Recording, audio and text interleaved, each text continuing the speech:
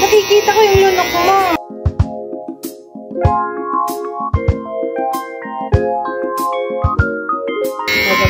Oo, di ba? Yan ang tanong nyo. Common sense, love. Meron.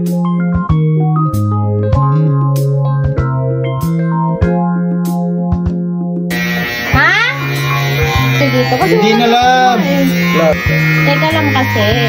Kita nyo sa video, ginagawa nyo sa akin. Maltrato ako ng asawa ko. Oh. Hindi naman ako buhay. Ito, kaya kong gawin yun.